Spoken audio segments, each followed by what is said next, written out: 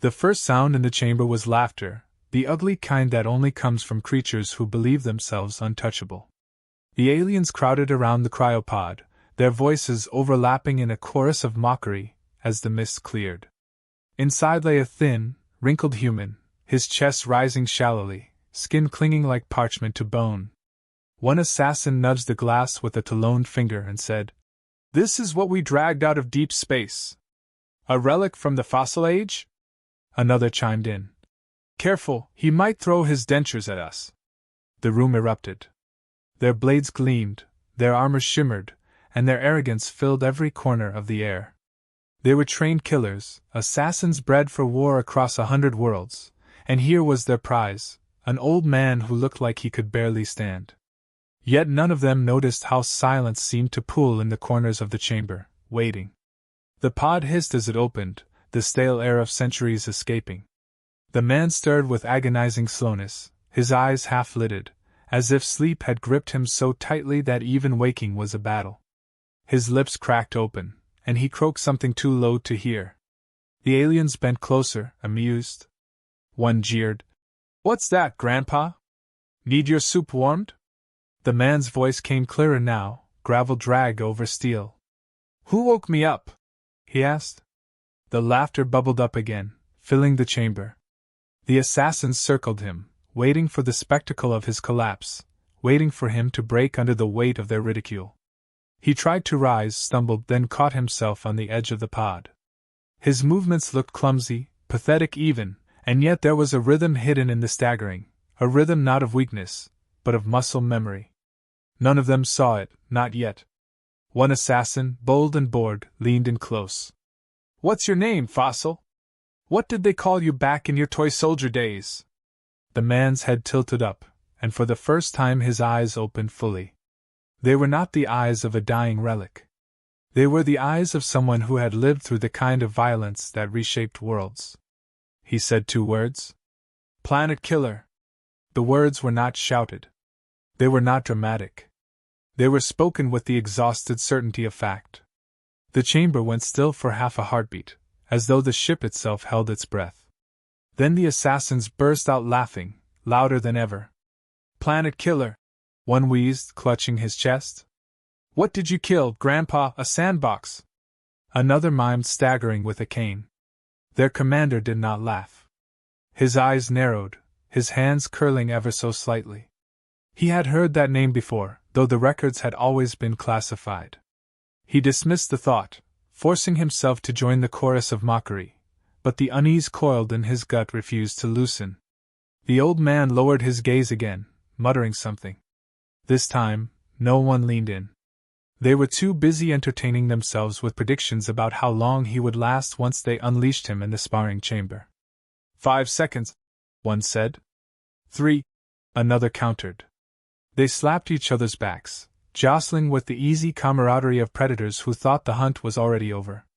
The man sat silently, hands resting on his knees. He appeared to be praying, but his fingers were tracing invisible patterns in the air. Patterns only soldiers knew, sequences of combat, moves etched into his body like scars. They marched him into the training pit, a circular chamber of metal and smoke, where assassins often tested their new recruits. The man shuffled forward with his back bent, muttering complaints under his breath. "I should be asleep," he said. "Dreaming of war." The assassins hooted. "You'll be dreaming soon enough." They threw him a blunt weapon, more as a joke than a kindness, expecting him to drop it. He caught it smoothly, twirling it once as though testing its weight. His movements were so casual they almost missed it, the way his grip was neither too tight nor too loose, perfectly balanced. The commander's unease deepened. One assassin lunged at him without warning, a display of dominance. The old man moved. It was not fast, not in the frantic way young warriors sprint and thrash, but in the clean, economical arc of a blade that has already cut 1,000 times before. He sidestepped, the weapon in his hand sliding under the alien's ribs. In one motion, fluid and precise, he gutted the assassin. The laughter ended. The alien dropped to the floor, blood spilling across the deck, and the old man stood over him, breathing slow and steady. "You should not have woken me," he said, his voice flat, almost apologetic. The chamber fell into a heavy silence. No one laughed now. The assassins shifted uneasily, eyes darting between the corpse and the human. One finally snarled. "Beginner's luck!" He charged, faster and angrier than the first. Again, the man moved with deliberate grace, stepping aside, twisting his opponent's momentum against him, and sending the alien crashing headfirst into the steel wall. Bones cracked. The assassin crumpled, motionless. The old man looked down at his trembling hands, then back at the remaining killers. "Still dreaming of war," he muttered. Fear spread like fire among the assassins, masked poorly behind snarls and tightened grips on their weapons. They were trained to hunt monsters, but what stood before them was not a monster. It was worse. It was a human who had survived every extinction event designed to erase his kind, a relic of brutality perfected long before their species had ever touched the stars. The commander finally spoke. "What war?" His voice was low, almost respectful, though no one dared admit it. The old man lifted his head, meeting his gaze. "The last one," he said. "The one your kind ran from." The assassins looked to their leader for direction, but for the first time in their lives, their commander hesitated. He knew now why the name had scratched at the edges of his memory. The records of humanity's final stand had whispered of a warrior who raised entire continents, who ended battles before they began simply by being present.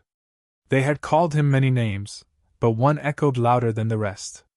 Planet Killer.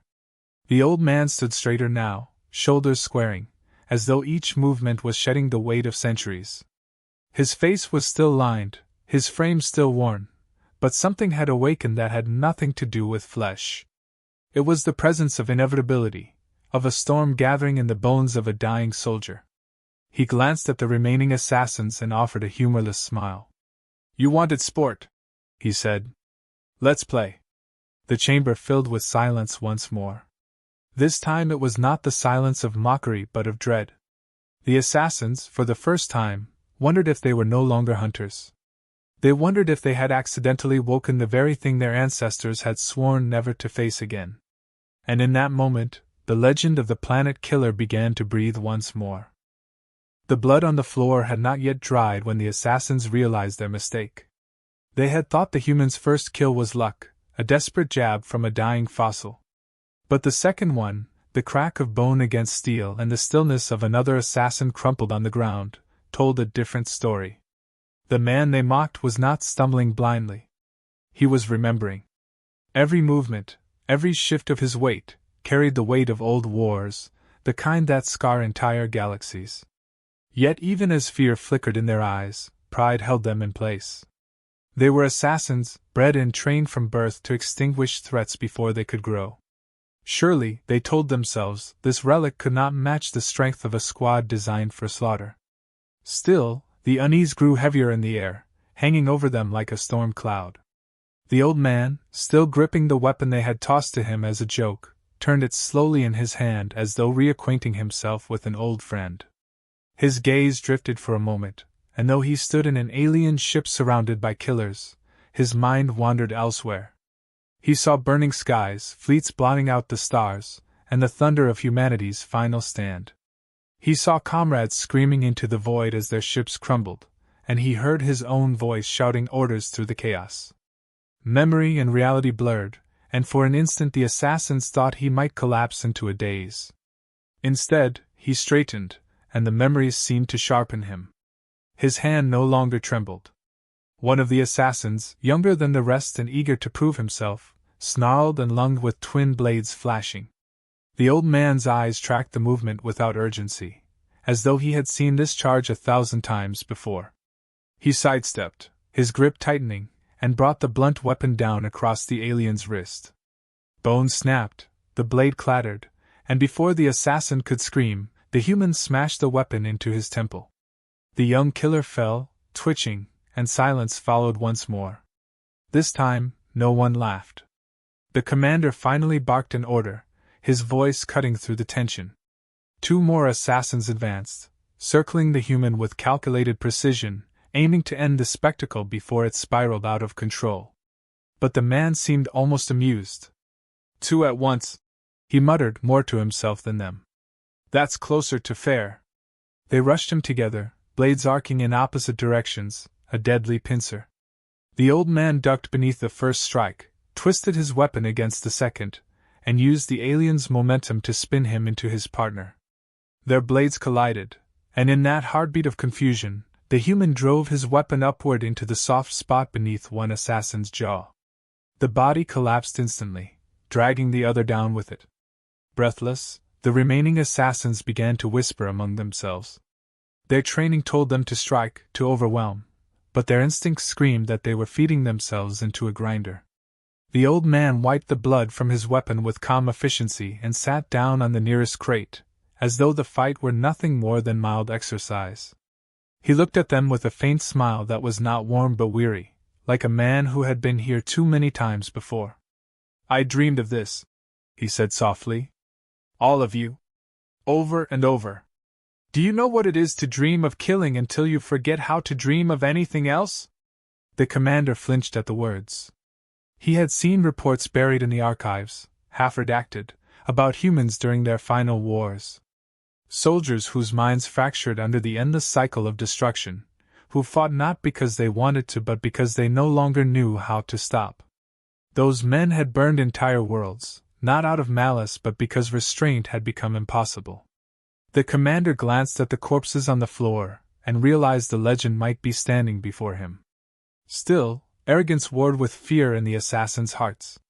One sneered, raising his blade high. You're just one man. Old, broken, tired. We are many. The old man chuckled, and the sound was worse than any roar of defiance. One is enough.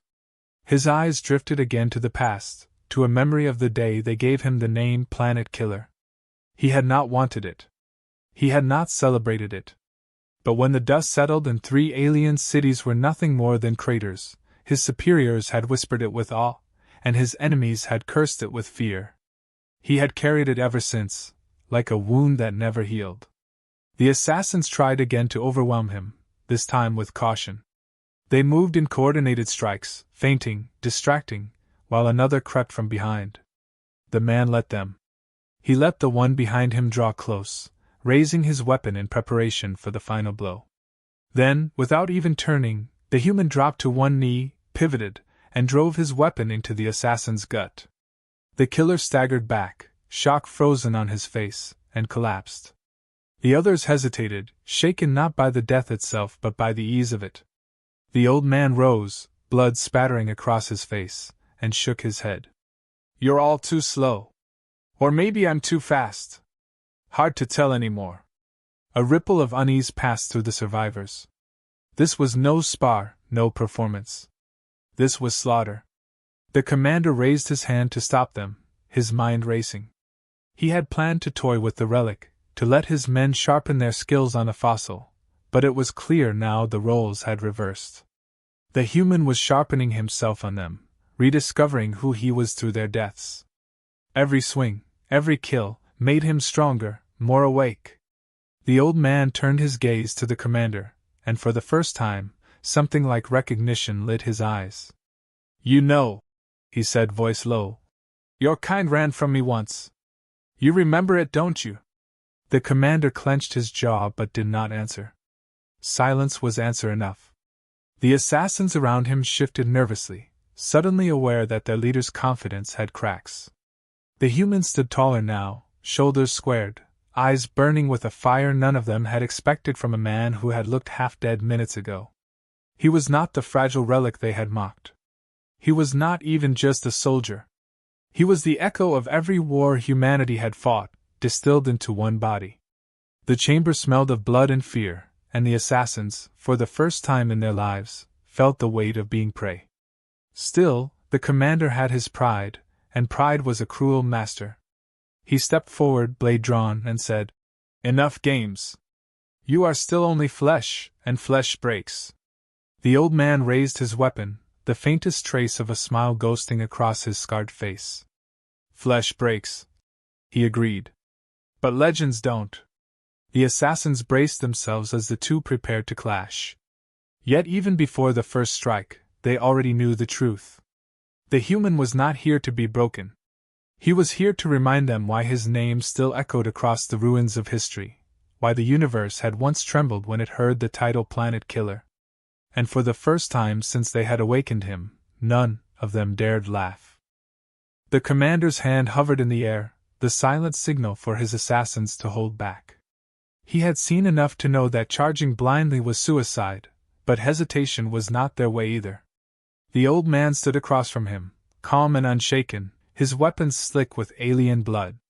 His breathing was steady, not the labored gasp of the weak, but the measured rhythm of someone who had lived through countless battles. For the assassins, this was no longer training. This was survival. The commander growled an order in his guttural tongue, and the chamber walls shifted. From hidden panels, weapons and drones unfolded like mechanical predators. The ship itself came alive, turning from an arena of mockery into a hunting ground. They would not fight him as individuals anymore. They would hunt him as they were bred to do. The human tilted his head, watching as turrets slid from the ceiling and drones hovered into position. He sighed, not with fear but with weary amusement. "Now it feels familiar," he muttered. "Surrounded, outnumbered, outgunned. Always the same song." The assassins spread out, their armor humming, their masks hiding the flickers of doubt in their eyes. The commander stepped back, letting the machines take the first strike. Twin beams of plasma shot across the room, but the old man was already moving, throwing himself behind a crate. The blast scorched metal, leaving glowing scars. He snorted. "Plasma. Always messy. Burns everything but never cleans up." He moved quickly, rolling across the deck with the kind of practiced fluidity only instinct could grant. His hands found scraps of metal and shattered equipment, and in moments he was fashioning something crude but deadly. Where others saw debris, he saw tools. The drones circled closer, their beams charging again, but the human launched his makeshift spear with startling precision. It pierced the first drone clean through, sparks exploding as it crashed to the ground. The assassins hissed, realizing their prey had just turned the hunt. One of them leapt forward, blade arcing for his throat, but the man ducked, yanked the ruined drone into the assassin's path, and let the plasma discharge cook the alien alive. Smoke filled the chamber, thick and choking, and in that chaos the human vanished into the labyrinth of corridors beyond. The hunt had begun, but not the way the assassins intended. The corridors of the ship stretched endlessly, twisting like the intestines of some great beast. Lights flickered, shadows stretched, and every turn seemed to echo with distant footsteps that might have been real or imagined. The assassins fanned out, moving in disciplined pairs, their helmets linked by comms. But one by one, their signals began to flicker. A body was found hanging upside down in a narrow shaft, throat slit cleanly, his own blade rammed through his chest. Another squad found one of their brothers stuffed into a storage locker, eyes wide with terror even in death. Fear began to creep into their voices, though they tried to mask it with anger. The commander barked orders, urging them to stay focused. "He is one man," he reminded them. "He bleeds. He breaks."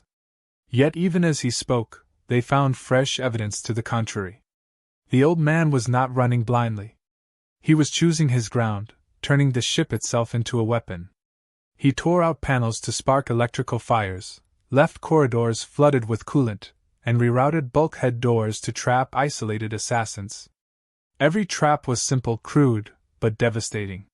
One assassin slipped on the coolant, and found himself impaled on his partner's blade. Another was sealed behind a bulkhead as the human tossed in a plasma grenade salvaged from a drone. The blast rattled the ship, and when the doors slid open again, only smoke and silence remained. As the bodies mounted, the surviving assassins grew desperate. Their taunts faded, replaced by silence and clipped warnings over their comms. One whispered, "He's not fighting like prey. He's hunting us." Another snarled back, "Shut up and stay sharp." But no one could deny the truth. For every assassin, the corridors seemed to narrow, the shadows to deepen, until even the hum of the ship sounded like his footsteps. The old man was everywhere and nowhere, striking when least expected, vanishing before they could regroup. He was bleeding, yes, cuts marked his arms, burns scarred his side, but each injury only seemed to fuel his resolve. Every drop of his blood painted him sharper, more dangerous. In one brutal encounter, 3 assassins cornered him in a hangar bay, weapons gleaming. They moved in perfect unison, blades striking in harmony. The human fought without hesitation, every movement honed by decades of survival. He disarmed one with a twist of the wrist, gutted another with the same blade, then used the body as a shield against the third strike. The last assassin fell screaming, his own weapon driven through his chest. The old man stood over the carnage, breathing hard, and muttered, "You wanted a hunt. Now you've got one." The commander's fury grew. He activated the full hunting protocols of the ship. Lights dimmed to crimson, alarms wailed, and hatches sealed, forcing the human toward the reactor bay. He knew if he could trap him there, if he could unleash the full arsenal of automated defenses, the fight would end.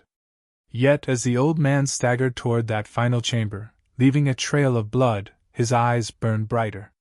He was not stumbling blindly. He was being herded, and he knew it. A thin smile crept across his face. "Good," he whispered. "Take me to the heart." Meanwhile, the assassins whispered among themselves, their confidence unraveling. "He's not just killing us," one said in a hushed voice. "He's showing us. He wants us to see what he is." Another added bitterly, "He's turning this ship into a graveyard." The commander silenced them with a roar, but even he could not banish the creeping dread. The ship was designed to be their domain, their hunting ground, yet somehow it had become the old man's battlefield. As the surviving assassins moved toward the reactor bay, their nerves fraying, they passed the bodies of their comrades, displayed like warnings. One hung from a rafter, a crude sign scrawled in his blood above him, "Still laughing?" Another was slumped against a wall, his own blade jammed into his mouth. The message was clear. This was not just killing. This was psychological war, the kind designed to rot courage from the inside. The assassins who had begun this hunt as predators were now glancing over their shoulders like prey. The commander clenched his fists, rage barely containing his fear. He had underestimated the human, and now his men were paying the price. But it was not too late. He would trap him in the reactor bay, unleash every weapon, and burn the legend from existence. Yet deep down, a whisper gnawed at him. What if the old man wanted this? What if every step, every trap, every corpse was not desperation but design? The old man limped into the final corridor, blood dripping, weapon still steady in his hand. His breath came in ragged gasps, but his eyes gleamed with the same fire that had once scorched worlds. Behind him lay a trail of dead assassins and shattered machines. Ahead of him waited the heart of the ship and the commander who thought he had control. The human grinned through cracked lips and whispered to himself, "Dreaming of war, even now." Then he stepped into the crimson light, ready to show them why his name had never truly died. The commander stood in the shadows of the reactor bay, his eyes fixed on the glowing core at the chamber's center. The heart of the ship pulsed with violent energy, filling the air with a low hum that seemed to vibrate in the bones.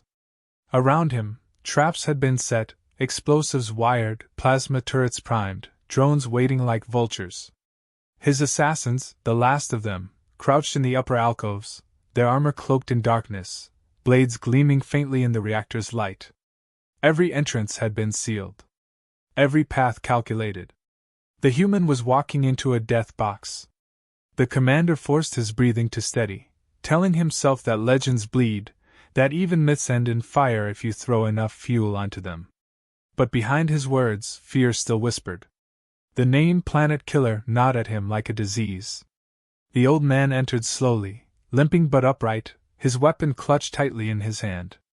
His face was streaked with blood, some his own, some not.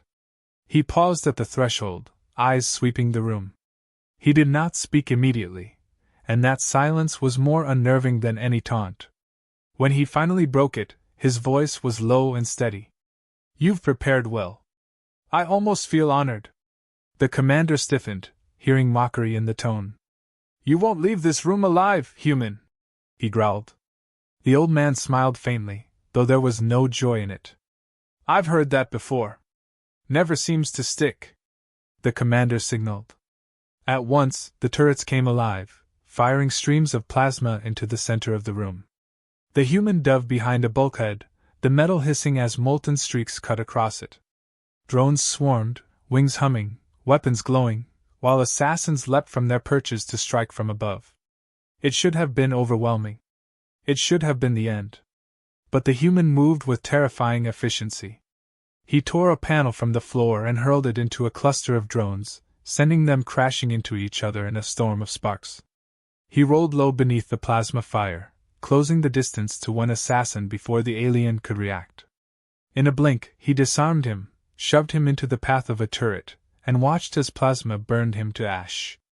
Every move was improvised, crude yet effective. The commander cursed as he watched his men fall one after another.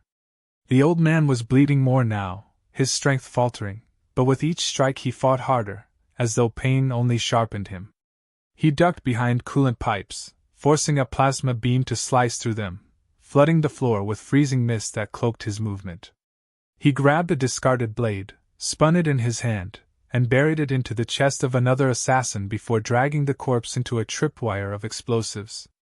The blast rocked the chamber, knocking several others to the ground. The commander's fury boiled over, but with it came a gnawing realization. This was no random flailing of a desperate man. This was design. The human was not simply surviving their trap. He was dismantling it piece by piece, turning every weapon against its master. The more the commander watched, the clearer it became. The old man had fought in places like this before, cornered against impossible odds, hunted by forces that thought themselves superior. And every time, he had walked out while the others burned. The assassins began to falter. One, panicked, shouted into his comms, "He won't die. He's not supposed to win this." Another's voice cracked as he whispered, "We're the hunters. Why does it feel like he's hunting us?" The old man seemed to hear them, his voice rising above the hum of the reactor. "Because you woke something you couldn't understand. You thought time had weakened me, but time only sharpened the memory of what I am." He struck again, severing the leg of one alien and shoving him screaming into the reactor coolant. The hiss of flesh boiling filled the chamber, and even hardened assassins recoiled. The commander could take no more. He stepped forward, his massive frame outlined against the glowing core. His armor shimmered with energy fields, his blade long and serrated, designed to carve through the toughest prey. "Enough!" he roared, his voice echoing across the chamber. "You are no legend. You are nothing but a relic choking on borrowed time." The human straightened, blood dripping from his chin, and for a moment his age showed in the slump of his shoulders. But then he lifted his head, and the fire in his eyes burned away the years. "Relics endure," he said. "You, Commander, are just another mistake." They clashed in the center of the chamber. The commander's blade swung with brutal strength, each strike heavy enough to split steel. The old man met them with speed, deflecting, sidestepping, using the commander's momentum against him. Sparks flew as blades scraped, metal groaned under the weight of their duel, and the assassins who remained watched with wide, uncertain eyes. They had never seen their commander pushed back. They had never seen anyone fight him to a standstill. Yet the human did, his weapon carving shallow cuts across the alien's armor, his footwork relentless despite his injuries. The commander growled in frustration, swinging harder, faster, but every strike seemed to meet empty air. The human slipped inside his guard, delivering a vicious blow to his ribs. The alien staggered, snarling, but the human did not relent. He struck again and again, not with youthful strength but with the precision of experience. Every move was measured, every strike chosen with purpose. The commander realized then why they had called him Planet Killer. It was not because of raw power. It was because of inevitability. Once he began, there was no stopping him. Still, the commander refused to yield. He activated his armor's full shielding, energy crackling across his body, and slammed into the human with crushing force. The old man flew back, crashing against a steel pillar, his breath exploding from his lungs. Blood spilled from his mouth, his body trembling as he tried to rise. The commander loomed over him, triumphant, blade raised high. "This ends now," he declared.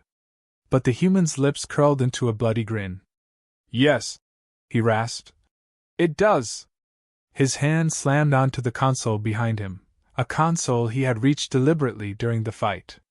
Warning alarms shrieked as systems overloaded. The commander's eyes widened as he realized the human had been leading him here all along. The reactor bay shuddered, lights flashing crimson, and the turrets that had once been aimed at the human whirred and locked on to anything carrying an alien energy signature. Plasma fire erupted, cutting down the remaining assassins in a storm of heat and smoke. The commander roared in fury, charging at the human for the final strike, but the old man rolled aside. The plasma beams tracked the commander, slamming into him relentlessly. His armor flared, cracked, then shattered under the onslaught. He staggered, screaming as the beams carved through flesh and bone. The old man pushed himself upright, every muscle screaming, and drove his weapon through the commander's chest. The alien's roar turned to a gurgle, his massive frame collapsing at the human's feet. The reactor base stank of burned flesh and molten metal. The commander's body twitched once, then lay still, impaled on the weapon that the old man had driven through his chest. The silence that followed was not peace. It was the silence of fear, heavy and suffocating, as the surviving assassins stared down at the corpse of their leader. For the first time in their lives, their invincible commander had fallen, and he had not fallen to an army, nor to a fleet, but to one man who should not have lived long enough to raise a weapon. The old man stood over the corpse, blood dripping from his chin, his breaths ragged and uneven. Every wound on his body screamed, every muscle trembled, yet his eyes burned with the same sharp fire that had carried him through 1,000 battles. The surviving assassins broke from their perches, their pride warring with their terror. Some roared in fury, charging to avenge their commander, while others hesitated, the weight of what they had witnessed freezing them in place. The old man looked at them, swaying slightly as if he might collapse, and raised his weapon again. "Still laughing?" he asked, his voice a gravelly rasp. The words cut through the chamber like a blade. The assassins who had mocked him earlier now heard only the echo of their own fear. They attacked anyway. Pride demanded it. Honor demanded it. And so they came, blades raised high, voices raw with desperate rage. The old man met them with the relentlessness of inevitability. His body bled, his bones cracked, but his movements remained precise, deliberate. One assassin lunged, and he sidestepped, slashing across the alien's throat before the blade could land. Another tried to flank him, only to be dragged forward and smashed headfirst into the reactor's steel railing. Their deaths were not glorious. They were swift, brutal, and efficient, the work of someone who had long ago mastered the art of ending lives. But even legends feel the weight of time. The old man's arms began to shake, his knees buckling with each strike. Blood poured from a deep wound in his side, leaving a trail across the deck. An assassin capitalized, slashing across his back, and the old man stumbled forward with a hiss of pain. For a moment, it seemed the tide had turned. The assassins closed in, emboldened by the sight of his faltering body. Yet even on his knees, the human remained a storm. He swung low, severing one alien's leg, then rolled to his feet with grim determination. He fought not like someone trying to survive, but like someone determined to take as many as possible into the grave with him. The ship itself seemed to rage with the battle. Sparks flew as plasma fire tore across walls. Coolant hissed from ruptured pipes, filling the chamber with a chilling fog. Explosions rattled the decks as damaged systems began to overload. The assassins found themselves fighting not only the human, but the very chaos he had unleashed. He grabbed a fallen plasma rifle, grunted at the unfamiliar weight, and fired it into the ceiling. Beams ricocheted wildly, dropping debris onto the assassins below. He laughed, a broken, bloody laugh. "In my day, we solved problems with nukes. All this precision garbage feels like toys." His humor was jagged and dark, but it cut deeper than any blade. The assassins faltered, realizing that even half dead, he was mocking them still. More assassins fell, their bodies torn apart by both blade and machine. Yet the old man was slowing. His shoulders sagged, his breaths rattled. He leaned on the weapon in his hand as if it were the only thing keeping him upright. His enemies saw it, smelled the weakness, and pressed harder. Two drove him back against the wall, their blades flashing in perfect rhythm. He blocked one, staggered under the other, and barely avoided being skewered. Pain racked his body, yet his eyes blazed with defiance. He spat blood onto the floor and growled. "Is this all you've got? I expected killers. You fight like frightened children." The insult burned more than any wound, and the assassins roared as they lunged again. The old man let the rage drive them. He ducked low, rolled between them, and shoved one into the path of the other's blade. The alien screamed as the weapon pierced his chest. The survivor turned in shock, and the human drove his blade through his skull with a single vicious thrust. Then he slumped against the wall, coughing blood, his body trembling. The battle was not over, but the room was littered with corpses. For the first time, the assassins realized they might not walk away at all. The surviving few regrouped, eyes wild, their numbers dwindled to less than half of what they had begun with. They circled him carefully now, no longer mocking, no longer confident. They moved with the fear of those who knew death was already waiting in the room. The old man pushed himself off the wall, his legs shaking but steady enough to carry him forward. He dragged his weapon behind him, the sound scraping against the deck, echoing in the silence between battles. He grinned through blood-stained teeth. "One at a time or all together? Makes no difference." They rushed him as one. The fight that followed was nothing but chaos. Blades clashed, sparks flew, blood sprayed across the reactor's glow.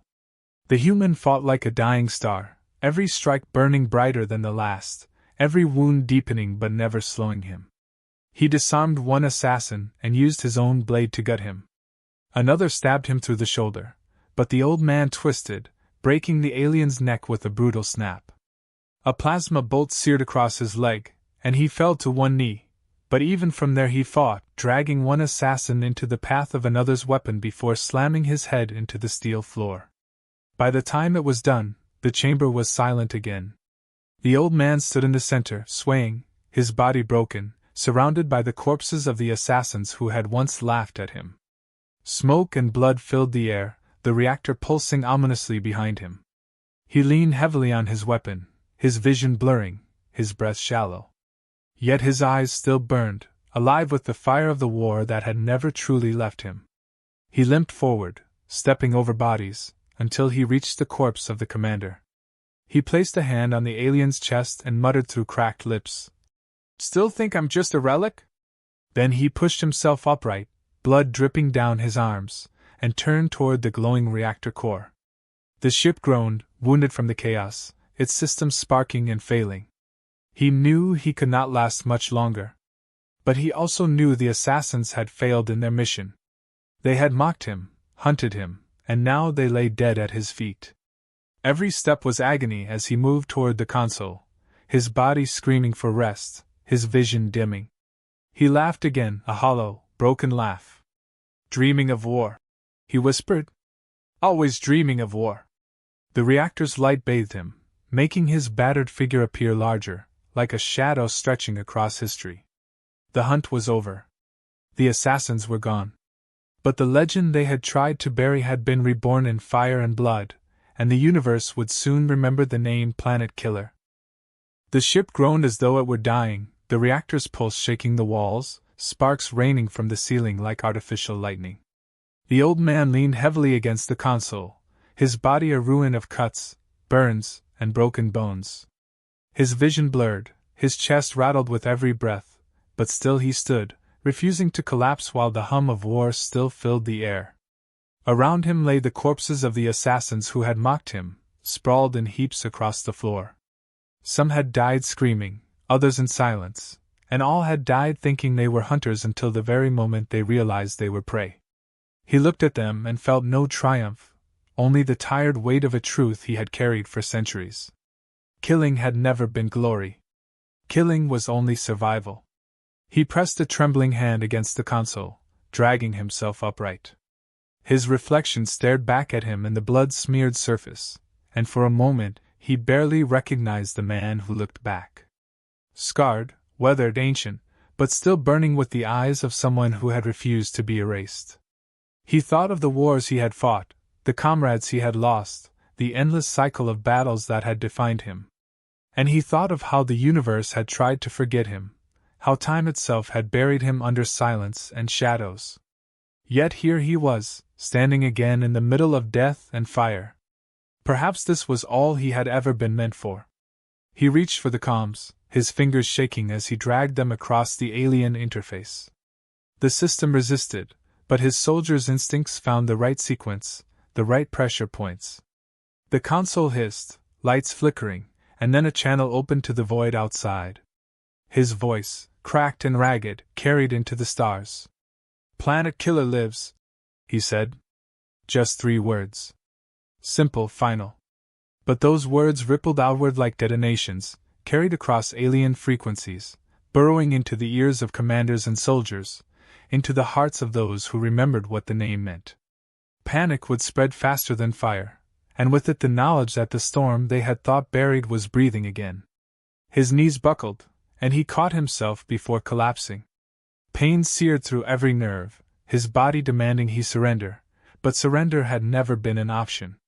He stumbled toward the reactor's heart, its glow bathing him in white light. The ship was broken, the assassins gone, but the war he carried within him had not ended. He could destroy this vessel, tear it apart from the inside, take his enemies with him in one final blaze. It would be fitting. A last act of defiance, a final echo of the name they had given him. He laughed weakly at the thought, blood trailing down his chin.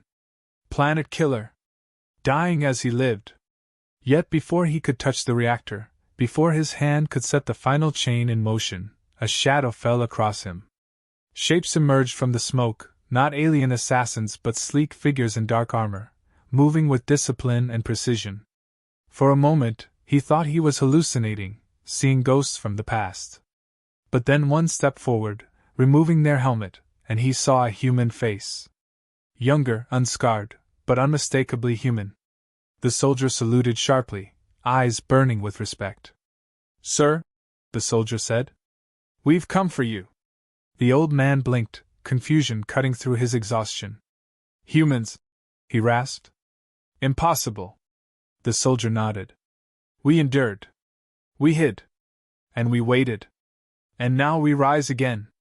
The old man staggered, his mind reeling with the revelation. All this time, he had believed himself the last remnant, a fossil from a dead species. Yet here they were, survivors in the flesh, pulling him back from the edge of oblivion. They rushed to his side, steadying him as his body finally gave way. For the first time, he allowed himself to lean on others, his strength fading into their grip. They moved quickly, dragging him away from the reactor and through the smoke-filled corridors. Around them, the ship screamed its death throes, alarms blaring, systems collapsing. The old man's head lolled, but his eyes still tracked every shadow, every turn, the instincts of a warrior refusing to die. "You baited them," he muttered weakly. The soldier carrying him glanced down. "Yes. We knew the assassins would come. We knew they would underestimate you. We let them wake you because we needed them to see. We needed them to remember." The old man coughed, half a laugh, half a groan. "So I was your trap." The soldier smiled grimly. "You were our message." They reached the hangar, where sleek stealth ships waited, engines humming low. The humans moved with practiced precision, loading him onto one of the craft as others secured the area. Through the haze of pain, he glimpsed the stars beyond the hangar doors, vast and endless, waiting like an old friend. The soldier who had first spoken leaned close.